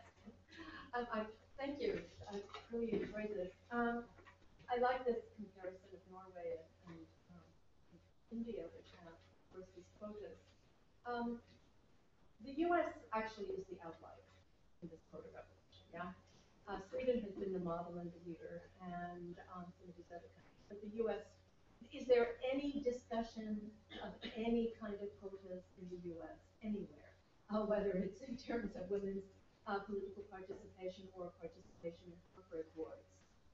I mean, short answer is no. Yeah, I mean, I was going to say you're from the academic world, so you should know that if anything, academic institutions are the ones that are sometimes try to have things like quota legal admission that's pushed up every time by the court. So I think that's I think in the US it's much more on, it becomes this sort of pipeline discussion, what can you do with the pipeline in different ways. But certainly I think the discussion that is active in the US is much more the one about role models and how do you role model is excellent. But I think quotas are not very good. No, because, I mean, the US is the outlier in that respect. I mean, half the labor force is female. Women are doing better than men educationally, and yet you have a very small proportion. Yeah. I mean, there was a recent study on the CEOs. I guess the one point they didn't make is that if you are, say, Meg Whitman or you get up there, there is no gender gap. That was something I didn't know that. If you look at just CEOs in Fortune 500 companies, there is no gender gap there. That was great. Thanks very much. I just had a question around on the quotas. You showed a nice global map about the growing prevalence of quotas. Can you talk a little bit about the thresholds and potential threshold effects and what difference that might make, whether it's set at like 10 or 15 or 30%, and just to give some examples around that and what difference that might make? Because I remember some of the early work that was done around, I guess it was forestry committees and stuff in South Asia. It seems to suggest that low quotas may not make that much difference. But if they're set somewhat higher and somewhat more ambitiously, it might make a little bit of that difference. So that's one question. And then on the board one, I think your point at the end was actually quite interesting. I hadn't thought about kind of the board being somewhat invisible, because most of us actually don't know who's sitting on the board of a particular company. But are there other, is there thought about other aspects of kind of corporate governance where it might make more of a difference for the role model effects and so on? So on the first one, I'd say there isn't very good evidence on the difference. So somehow when the Beijing conference happened, I don't know who decided this, someone came up with the magic number of 33%. Mm-hmm. And so I think that's sort of been sort of what the UN has pushed for. And a lot of, I think the way the UN has made progress, in Latin America is different. There I think just spread, but in Africa and Asia, it's very much countries that are putting ethnic constitutions and say post-war regimes. That's when they just insert the clause about requiring quotas. I think we're going to hear about some work from Afghanistan, very much a post-war thing. So that's typically tended to be 23% there. The only work I know that actually tries to get at this is actually work on board quotas from Israel, where there's some work where someone who sort of compares differences and how, there they want quotas, but there is a lot of this national variation in the number of women on corporate boards. And they do argue that there is a minimum threshold effect in order to be able to form group, but there isn't systematically, I'd say, there isn't much good evidence. It's 33%. In India now there's a push towards 50% in the same councils, and so a bunch of actually states have gone towards that number as well. On your second question, on terms of other parts, I mean, as I said, I don't work often on issues in the private sector, so I'd actually love to hear more from people who work on this issue. That it does seem to be that, what can you do in terms of getting any of these cases that become more visible? I suspect the private sector opposition is getting much stronger, and so I assume some of these are like getting corporate boards, and that's something under the government structure, government can't put requirements on, can't really put requirements on.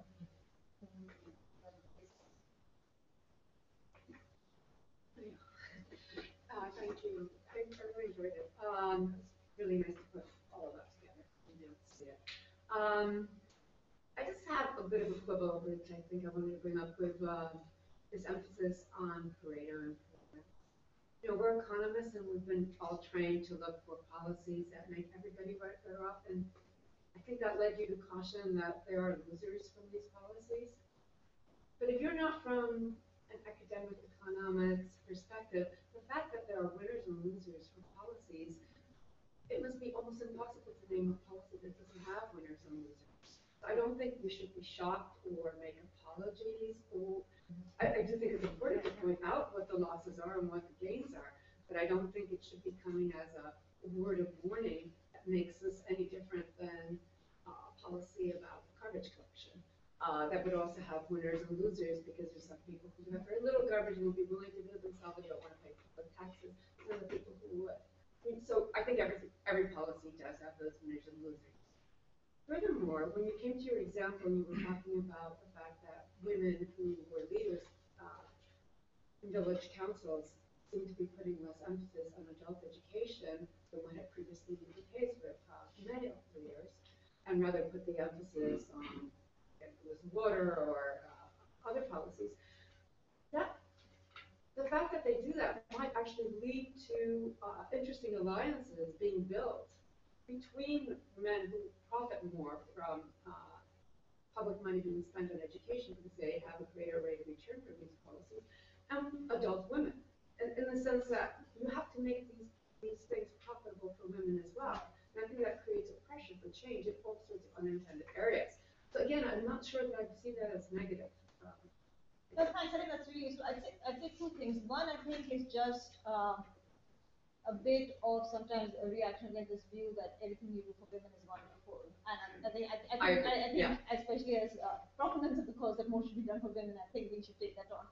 The second part, which I think I'd actually go further than what you did, because I think it's interesting and there hasn't been enough work on it, is sort of in some sense the political economy of gender policies. So, I mean, I'd love to hear more at some point about what's happening in Poland, for instance, but I think it is interesting to ask that, if, like, when you push for gender policies, what features of the political landscape might you think of affecting? How do you want to possibly bring in the private sector to substitute for things that you can anticipate disappearing, because if more women are there, then you need to do that.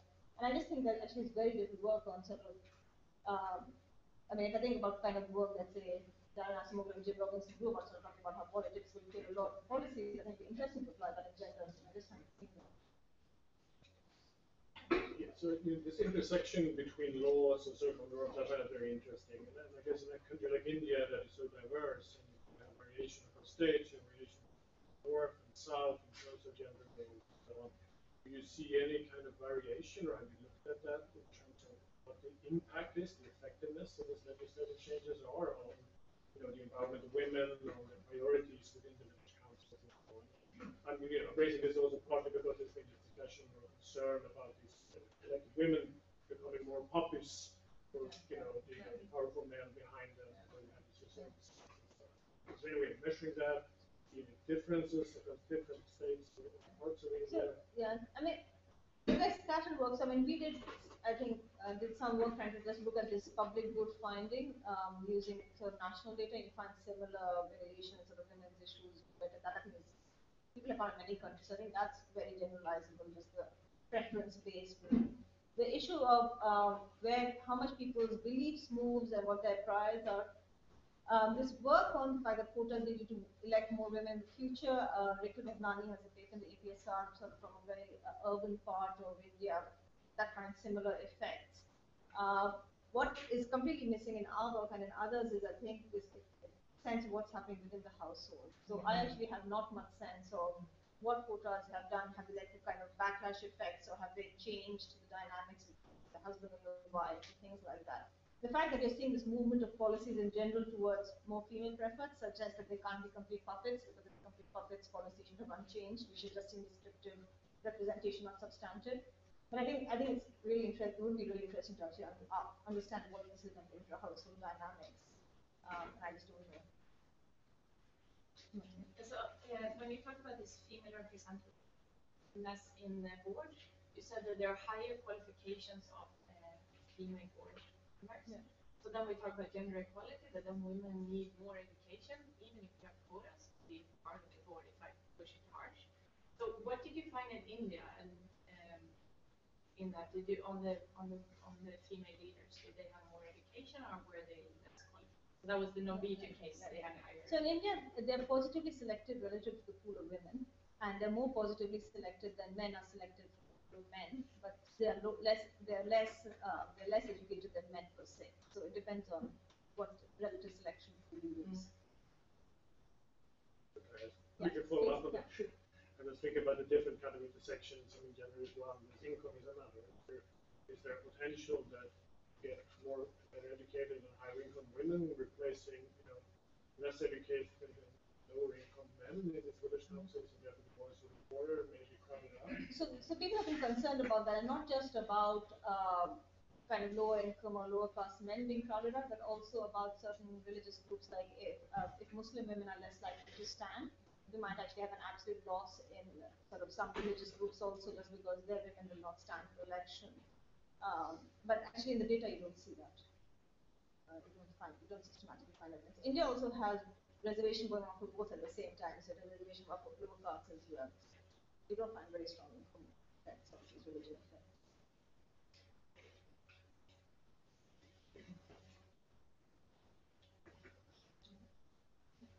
I found it very interesting when you were describing how you did this survey with the voiceover of the man and the woman Pradhan. Is that link available anywhere, the survey itself? Sure, I'm happy to share it with you. I mean, the survey questionnaires are up on the Dataverse website, but we can talk about it. Yeah, because I think it would have an amazing impact, you know, and somebody could actually We just hear copied it. it. I think the sociologist in Northwestern, Alice Eagley, she's someone who's done a lot of work using these kind of different forms of.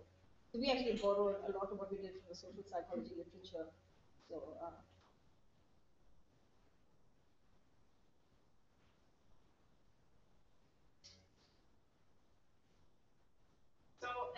Thank you, Rohini, very much.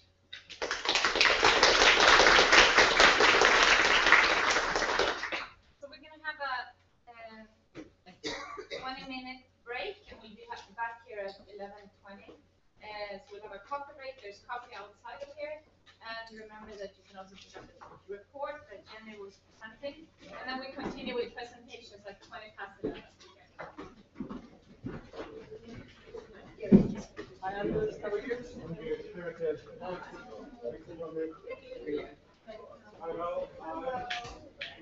So we're a couple of minutes late. We're just kind of.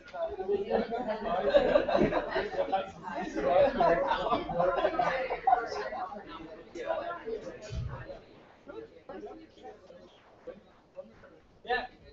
Hi, Martin. Hi, Bernard. Yes. Hello. Hello. Hello. I need to Oh. Oh, okay.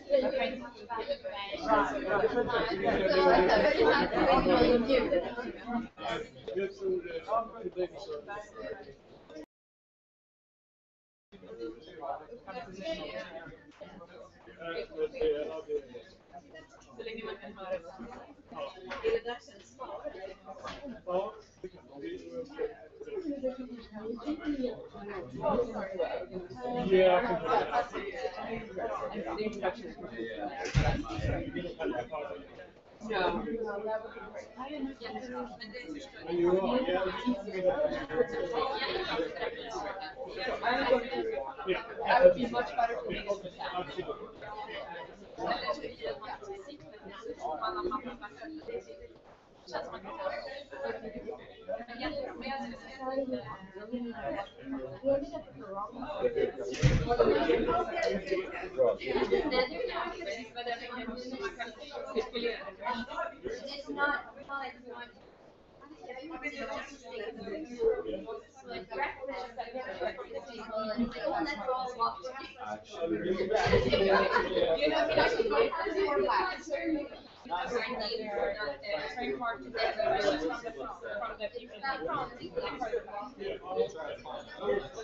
I know. And it's on women's, social entrepreneurship.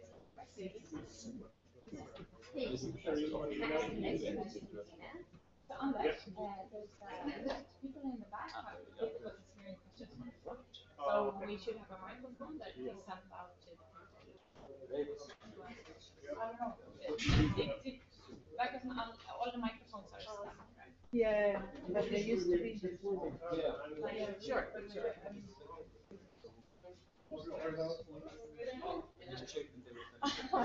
Ina, how are you? Good. Thomas has gotten off to an excellent start. Bravo. Yeah. Oh, yes.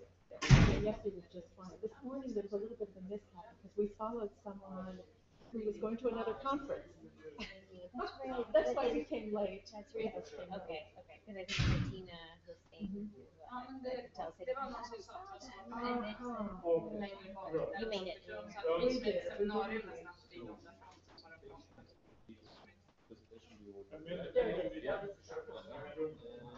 Oh, I don't need all of them. Oh, I see, yeah, no, never mind, that was my other paper. För jag vet ju att vi har haft förut en sån här. Ja, jag vet. Och den brukar vara We can, we are, Where my just across the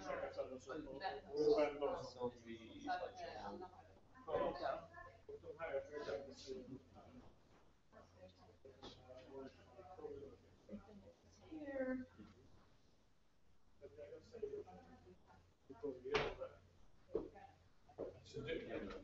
Oh, you agree, okay.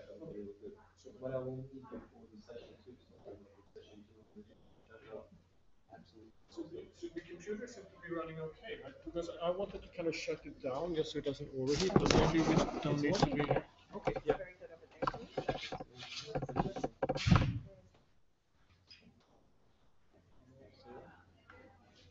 We better give them that speak button and